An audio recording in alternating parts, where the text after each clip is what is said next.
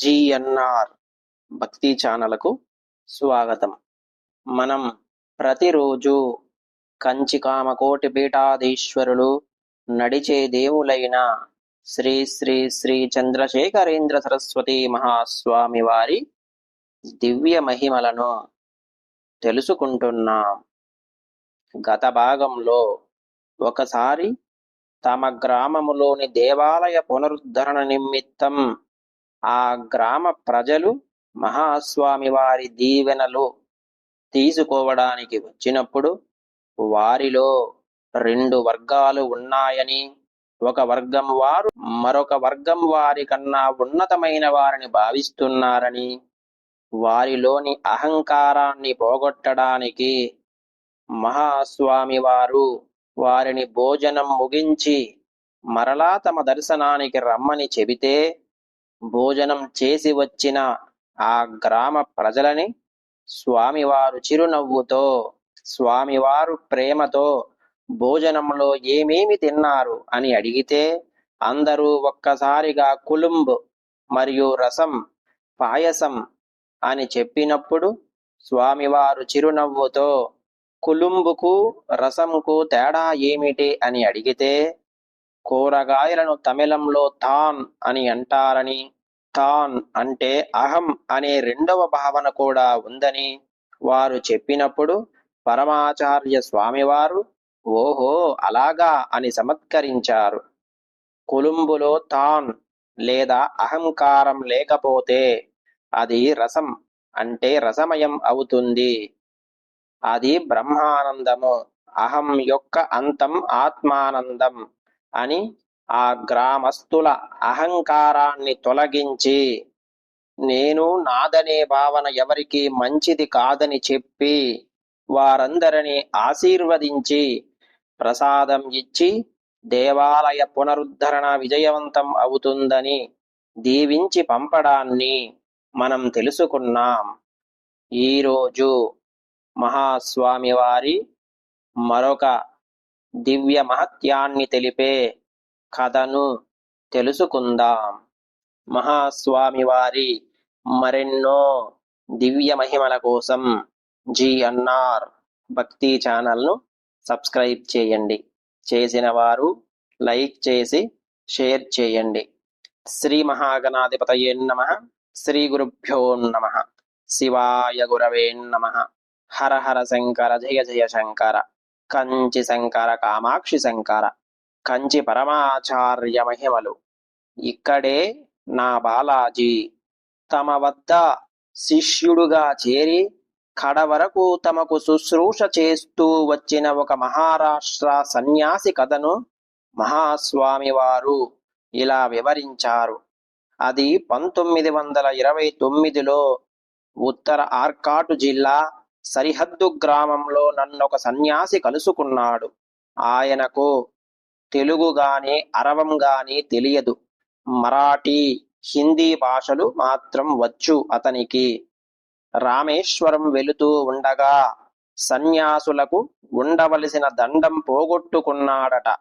కొత్త దండం లభించే వరకు బహుశా ఆ సన్యాసి ఉపవాస దీక్ష వహించి ఉండాలి. కొత్త దండం అభిమంత్రించి నేను ఆయనకు ఇచ్చాను. తన ఆశ్రమ ధర్మాన్ని కాపాడిన కారణాన అది మొదలుకొని ఆయన నన్ను తన గురువుగా పరిగణించాడు. అప్పటికి ఆయన వయస్సు 80 పైబడ్డవి. 1945లో ఆయన సిద్ధి పొందాడు. అంతవరకు ఆయన నన్ను వదలడానికి ఇష్టపడలేదు. 1929లో చాతుర్మాస్యమప్పుడు ఆ సన్యాసి మాతో చేరిన వెంటనే దాదాపు 40 రోజులు నాకు మలేరియా జ్వరం తగిలింది. అప్పటి వరకు నన్నెవరూ తాకేవారు కారు. ఆ జ్వరం వల్ల అప్పుడు నాకు నిలబడే శక్తి గాని, సహాయం లేకుండా నడిచే శక్తి గాని ఉండేది కాదు. కొత్తగా వచ్చి మాతో చేరిన ఈ వృద్ధుడు సన్యాసి కావడం చేత నాకు సహాయపడే బాధ్యత వహించాడు. ఆయన ముక్కోపి, మాట్లాడితేనే శాసించినట్లు ఉండేది. చుట్టుపక్కల వారంతా ఆయనను చూచి భయపడేవారు. ఆశ్రమ స్వీకారానికి పూర్వం మధ్య భారతం దేవాస్లో రెవెన్యూ శాఖలో ఉద్యోగిగా పనిచేశాడు. అధికారం చలాయించడంలో నానాసాహెబ్ కానీ ఝాన్సీ రాణి గాని ఆయనకు సాటిరారు. ఒక్క రోజైనా ఆయన నా పాదాలకు పూజ చేయకుండా మానలేదు. ఆ నియమాన్ని పాలించకుండా ఆయనను వారించగల వారెవరూ లేరు. ఆ పూజ చేసేటప్పుడు ఆయన కళ్ళ వెంట బొటాబొటా నీరు కారుతూ ఉండేవి.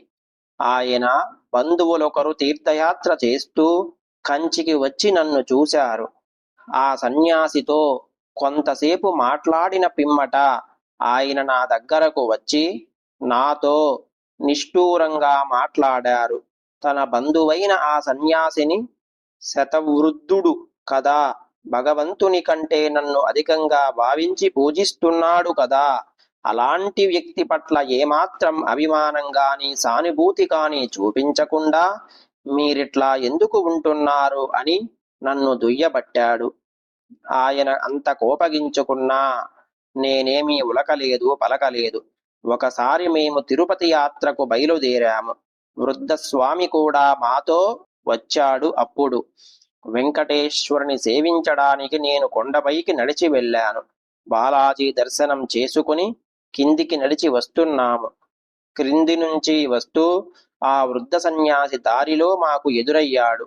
ఆయన వయస్సుని బట్టి అనండి, సన్యాసి కావడం వల్ల అనండి, లేదా కంచి మఠంలో ఆయనకున్న సంబంధం చేత అనండి, ఏదైతేనేం ఆయనకు ప్రత్యేకంగా బాలాజీ దర్శనం చేయించడానికి ఆలయ అధికారులు అంగీకరించారు.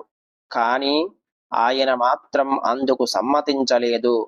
ఇక్కడే నా బాలాజీ అంటూ మహాస్వామి వారి పాదాలు పట్టుకున్నాడు. కొంత దూరం కొండ ఎక్కి వచ్చిన వాడు తీరా బాలాజీ దర్శనం లేకుండానే తిరిగి వచ్చాడు. పరమేశ్వరుడు కొందరిని పరుల కోసం బ్రతకమని సృష్టించాడు. ఇది నేను నా జీవితంలో నేర్చుకున్నాను అని మహాస్వామి వారు తమ జీవితంలో జరిగిన విషయాన్ని తెలియజేశారు. ఇదంతా మహాస్వామి వారి దివ్య మహత్యం. హర హర శంకర, జయ జయ శంకర, కంచి శంకర, కామాక్షి శంకర. మహాస్వామి వారి మరెన్నో దివ్య మహిమల కోసం GNR భక్తి ఛానల్ను సబ్స్క్రైబ్ చేయండి. చేసిన వారు లైక్ చేసి షేర్ చేయండి. మహాస్వామి వారి మరొక దివ్య మహత్యంతో రేపటి రోజున మళ్ళీ కలుసుకుందాం. ఓం నమః శివాయ.